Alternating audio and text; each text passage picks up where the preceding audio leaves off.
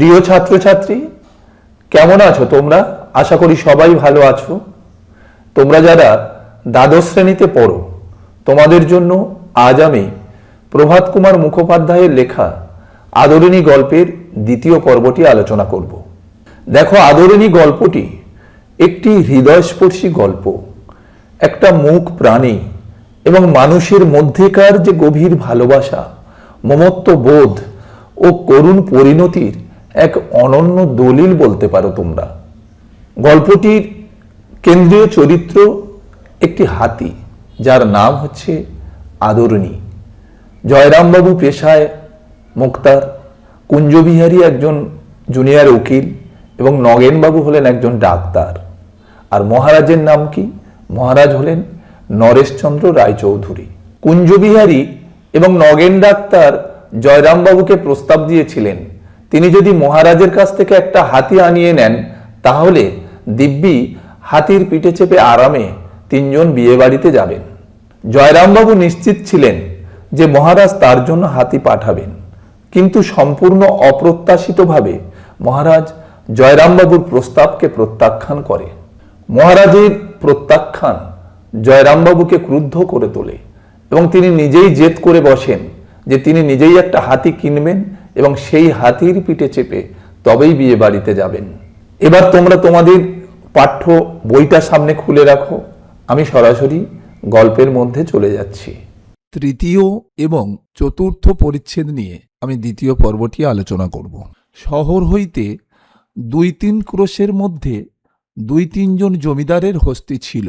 সেই রাত্রেই জয়রাম তত্তৎ স্থানে লোক পাঠাইয়া দিলেন, যদি কেহ হস্তি বিক্রয় করে তবে কিনিবেন। রাত্রি 2 প্রহরের সময় একজন ফিরিয়া আসিয়া বলিল, বীরপুরের উমাচরণ লাহিড়ির একটি মাদি হাতি আছে, এখনো বাচ্চা, বিক্রি করবে, কিন্তু বিস্তর দাম চায়। এখানে ক্রোশ কথার অর্থ কি? ক্রোশ হল দূরত্বের একটা পরিমাপ। 1 ক্রোশ সমান 2 মাইলের কিছুটা বেশি। আর তত্তৎ কথার অর্থ কি? তত্তৎ কথার অর্থ হল সেই। জয়রামবাবু একজন বিষয়ী মানুষ ছিলেন। তিনি জানতেন 2-3 ক্রোশের মধ্যে কোন কোন জমিদারের হাতি আছে, তাই সেই রাত্রেই তিনি লোক পাঠিয়ে দিলেন সেই স্থানে। তাদের মধ্যে একজন এসে খবর দিল, বীরপুরের উমাচরণ লাহিড়ির একটা মাদি হাতি আছে। মাদি হাতি অর্থাৎ মেয়ে হাতি, কিন্তু বিস্তর দাম চায়। বিস্তর কথার অর্থ কি? মানে প্রচুর দাম চায়। জয়রামবাবু বলিলেন, কত? 2000 টাকা। খুব বাচ্চা? না, সওয়ারি নিতে পারবে, অর্থাৎ যাত্রী নিয়ে যেতে পারবে। কুছ পরোয়া নেই, তাই কিনব।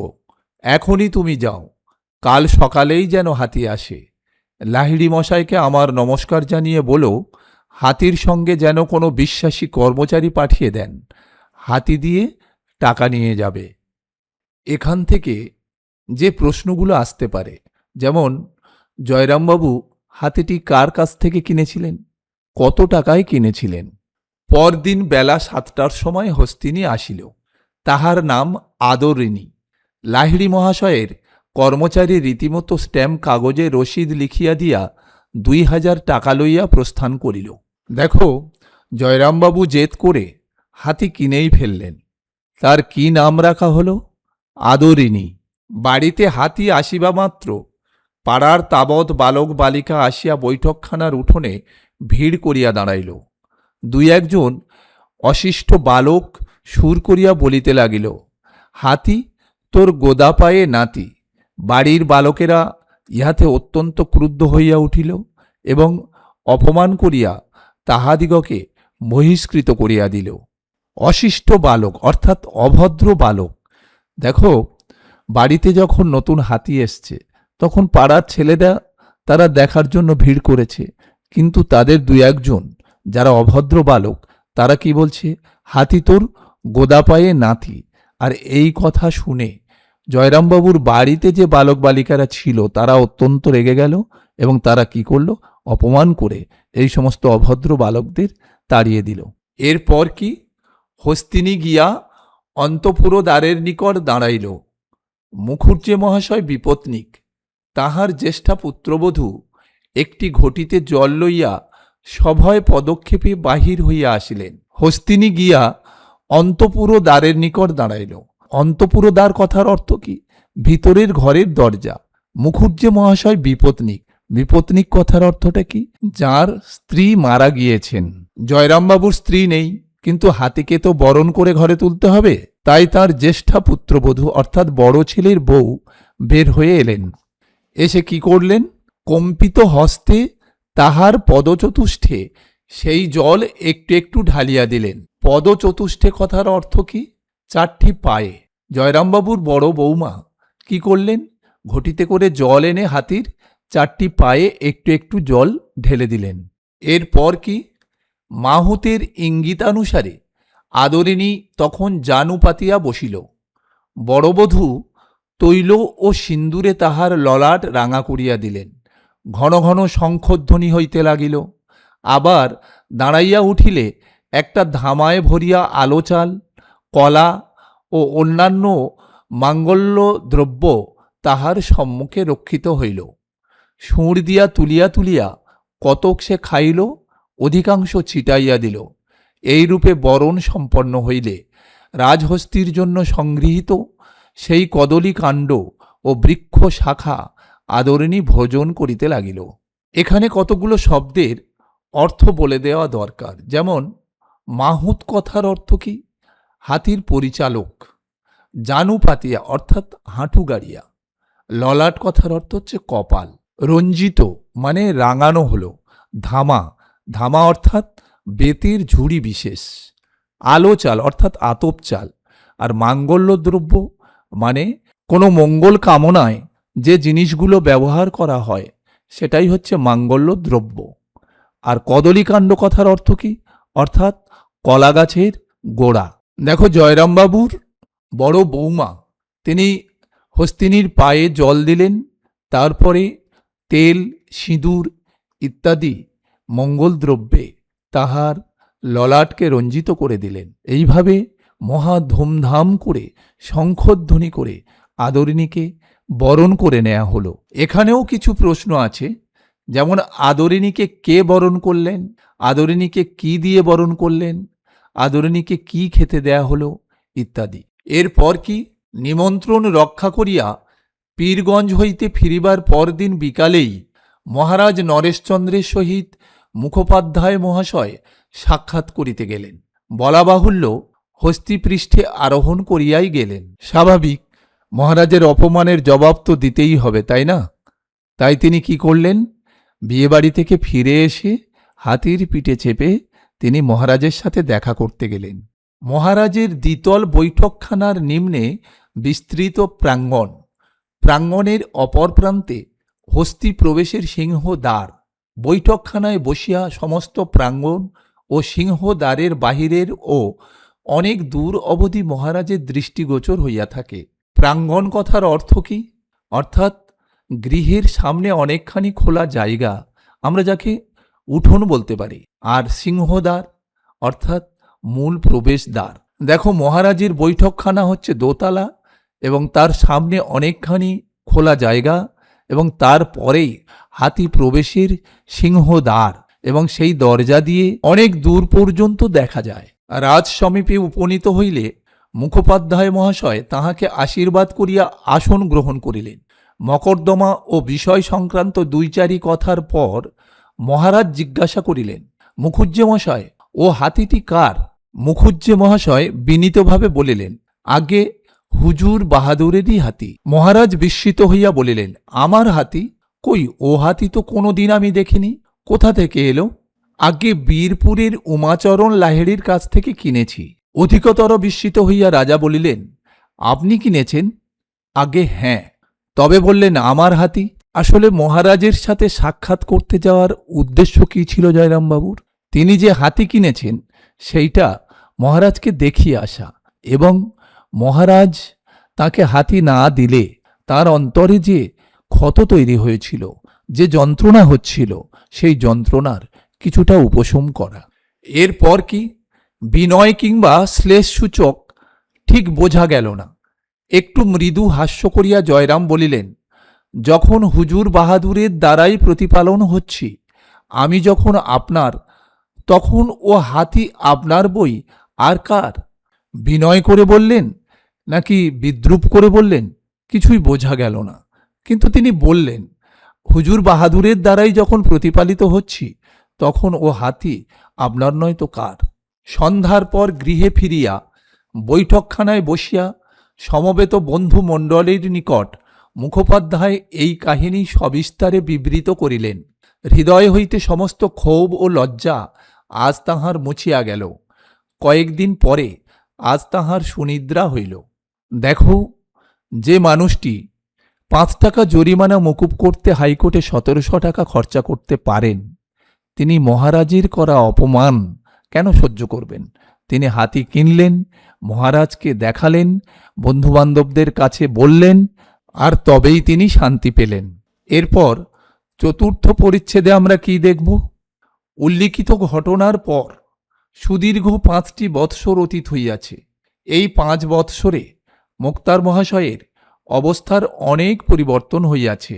হাতি কেনার পরে আরও 5টা বৎসর কেটে গেছে এবং জয়রামবাবুর অবস্থার অনেক পরিবর্তন হয়ে গেছে। নূতন নিয়মে পাশ করা শিক্ষিত মোক্তারে জেলা কোর্ট ভরিয়া গিয়াছে। শিথিল নিয়মের আইন ব্যবসায়ীর আর কদর নাই। ক্রমে ক্রমে মুখোপাধ্যায় মহাশয়ের আয় কমিতে লাগিল।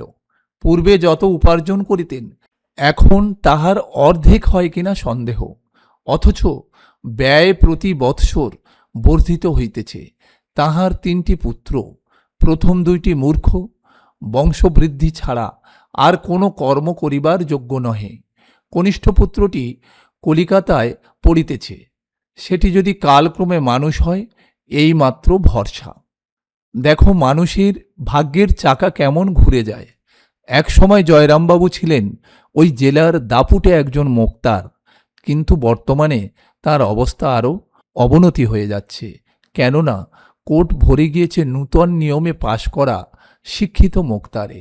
আর তার 3টে যে ছেলে, 2টো ছেলে মূর্খ, অর্থাৎ বড় লোকের ছেলে আয়েসি হয়ে উঠেছে। বংশবৃদ্ধি করা ছাড়া আর যেন তাদের কোনো কাজ নেই। আর ছোট ছেলে এখন পড়াশোনা করছে কলকাতায়। একমাত্র সেই ছেলেটাই হলো জয়রামবাবুর ভরসা। দেখো, এখান থেকেও কয়েকটি প্রশ্ন আসতে পারে, যেমন জয়রামবাবুর কটি ছেলে, অথবা জয়রামবাবুর ছোট ছেলে কোথায় পড়াশোনা করে ইত্যাদি। এরপর কি? ব্যবসায়ের প্রতি মুখোপাধ্যায়ের আর সে অনুরাগ নাই, বড় বিরক্ত হইয়া উঠিয়াছেন। ছোকরা মোক্তারগণ যাহাদিগকে একসময় উলাঙ্গাবস্থায় পথে খেলা করিতে দেখিয়াছেন, তাহারা এখন সামলা মাথায় দিয়া, দেখো সামলা কি? সামলা হচ্ছে এক ধরনের পাগড়ি, শালের পাগড়ি, যা উকিলেরা পরে থাকেন। মুখোপাধ্যায় পাগড়ি বাঁধিতেন, সেকালে মোক্তারগণ সামলা ব্যবহার করিতেন না। তাহলে কি হল? জয়রামবাবু যাদেরকে উলাঙ্গাবস্থায় পথে খেলা করিতে দেখিয়াছেন, তাহারা এখন সামলা মাথায় দিয়া তাহারই প্রতিপক্ষে দাঁড়াইয়া চোখ মুখ ঘুরাইয়া ফরফর করিয়া ইংরাজিতে হাকিমকে কি বলিতে থাকে, তিনি কিছুই বুঝিতে পারেন না। পার্শ্বস্থিত ইংরাজি জানা জুনিয়রকে জিজ্ঞাসা করেন, উনি কি বলছেন। জুনিয়র তর্জমা করিয়া তাহাকে বুঝাইতে বুঝাইতে অন্য প্রসঙ্গ উপস্থিত হয়। মুখের জবাব মুখেই রহিয়া যায়। নিষ্ফল রোষে তিনি ফুলিতে থাকেন। জয়রামবাবু ভালো ইংরাজি জানেন না। আর এখনকার নূতন নিয়মে পাশ করা যে উকিল, তারা ইংরাজিতে হাকিমের কাছে অনেক কিছু বলতে থাকেন, যেগুলো জয়রামবাবু বুঝতে পারেন না। তাই তার পাশে যে জুনিয়র থাকেন, তার কাছে জানতে চাইলে এই জুনিয়র তাকে বুঝিয়ে বলতে বলতে তখন অন্য প্রসঙ্গ এসে যায়। জয়রামবাবুর জবাব দেওয়া আর হয় না। তাহা ছাড়া পূর্বে হাকিমগণ মুখুজ্জে মহাশয়কে যেরূপ শ্রদ্ধার চক্ষে দেখিতেন, এখনকার নব্য হাকিমগণ আর তাহা করেন না। ইহাদের যেন বিশ্বাস যে ইংরাজি জানে না, সে মনুষ্য পদবাচ্যই নহে। জয়রামবাবু ভালো ইংরাজি জানেন না, এটা একটা সমস্যা। এছাড়া আর একটা সমস্যা কি? নতুন যে হাকিমগণ কোর্টে এসেছেন তারা তারা কি ভাবেন? যারা ইংরাজি জানে না তারা যেন মানুষের পর্যায়ে পড়েন না।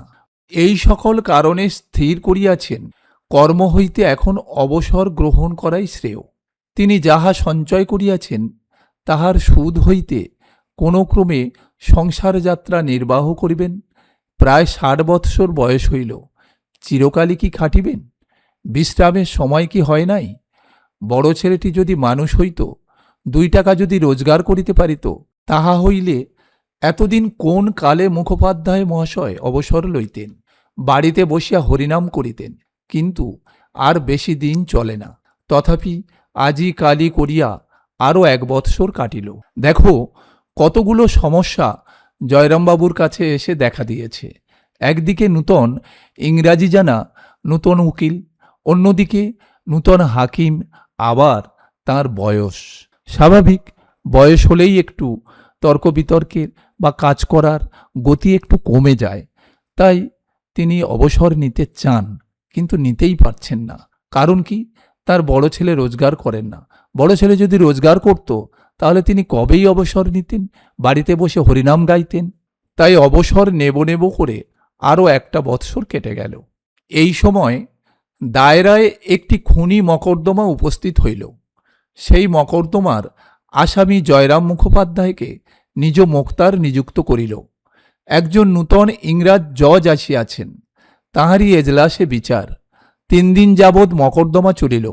অবশেষে মোক্তার মহাশয় উঠিয়া জজ সাহেব বাহাদুর ও এসেসার মহোদয়গণ বলিয়া বক্তৃতা আরম্ভ করিলেন।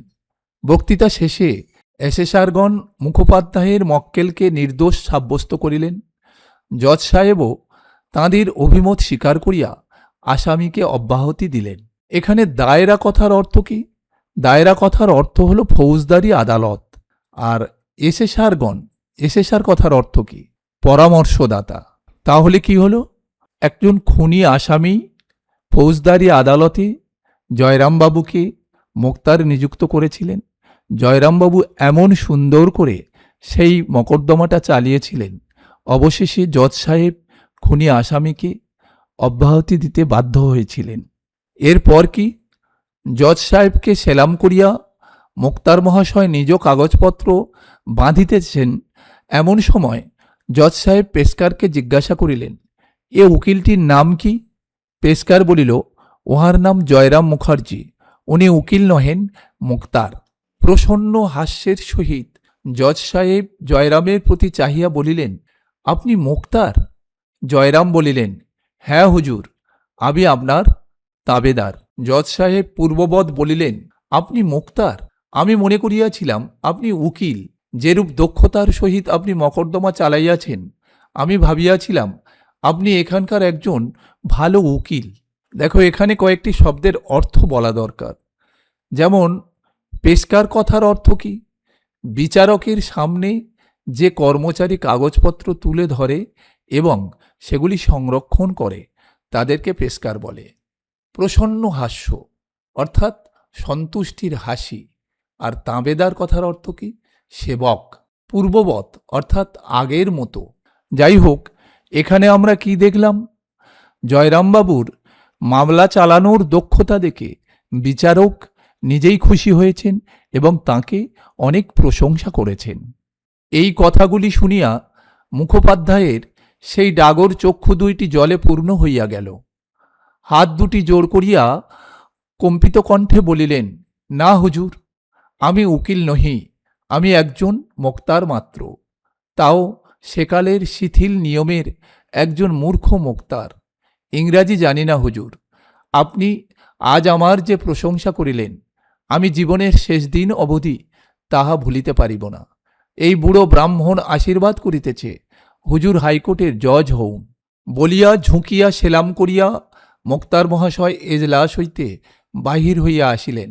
ইহার পর আর তিনি কাছারি যান নাই। দেখো, জজ সাহেবের সেই প্রশংসাকে জীবনের অন্তিম অর্জন হিসেবে ধরে নিয়ে জজকে সেলাম করে চিরকালের মতো এজলাস থেকে বের হয়ে যান জয়রাম মুখোপাধ্যায়। এরপর থেকে আর তিনি কোনো দিন আর কোর্টে যাননি। কাচারিতে তিনি যাননি।